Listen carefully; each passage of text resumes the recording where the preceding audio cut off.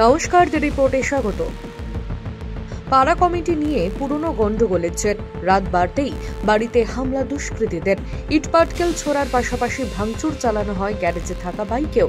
ঘটনাকে কেন্দ্র করে তীব্র চাঞ্চল্য ছড়ালো সোদপুরের পার্থপুর এলাকায়। আক্রান্ত পরিবারের অভিযোগ, এলাকায় পাড়া কমিটি নিয়ে গন্ডগোল হয়েছিল তাদের সঙ্গে। এরপর থেকেই এলাকা ছাড়ার জন্য তাদেরকে বারংবার উত্ত্যক্ত করত অনেকেই। গতকাল যা চরমে ওঠে, বাঁশ রড নিয়ে হামলা চালানোর পাশাপাশি বাড়ির জানলা দরজা ভেঙে ভেতরে ঢোকার চেষ্টা করে বহিরাগত দুষ্কৃতীরা। ঘটনায় যথেষ্ট আতঙ্কিত স্থানীয় বাসিন্দারাও। মা দেখি ঘরে শুয়ে পড়েছিলাম, ঘুরে এসে মা দেখি এখানে চিল্লাচ্ছে, আমরা বেরিয়ে দিকে ওরা মাসে ধাক্কি করছে। তখন আমি আর ভাই যখন বেরিয়ে আসি, ওরা তখন বলছে, তখন এগুলো ভাঙতে যায়, বলে তোদের সব বুঝে নেবো। আপনি কোনো প্রতিবাদ করেছিলেন? আমার ঘর থেকে সবাই মা বেরিয়েছে, দরজার উপর। তারা হামলা করলো কেন? হামলা করলো ওদের মোটিভের অনেক দিন ধরে ছিল, আমাদের নামে ফলস এলিগেশন দিচ্ছে, ফলস কেস করছে অনেক দিন ধরে, আমাদের পাড়া ছাড়া প্ল্যানিং করছে অনেক দিন ধরে। এটা চলছে আমাদের একবারে। কেন এটা চলছে? আমাদের এখানে থাকতে দেবে না। আচ্ছা, একটা প্রতিবাদ হয়েছিল তখন।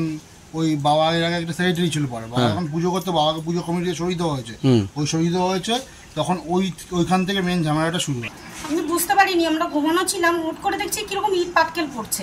তারপর আমি দরজা খুলে বেরোনোর পরপরই দেখছি কি আমাদের বাড়িই পড়ছে। তা আমি আবার দেখতে গেলাম যে কারা কি করছে। তারপরে তাকিয়ে দেখলাম কি আমাদের এই গেট দিয়ে ঢুকে আমাদের বাড়িতে ঢুকে যাচ্ছে।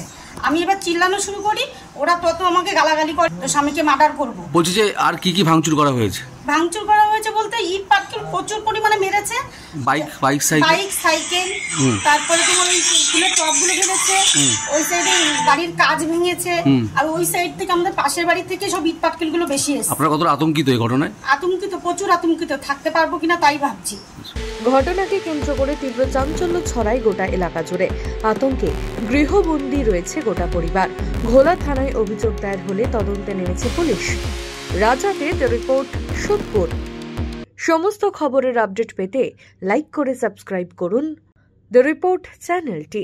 সেই সঙ্গে বেল বাটন প্রেস করতে ভুলবেন না। আপনাদের একটা সাবস্ক্রিপশন আমাদের জন্য অত্যন্ত মূল্যবান। একই সঙ্গে ফলো করুন আমাদের হোয়াটসঅ্যাপ চ্যানেলটিও। জয় হিন্দ।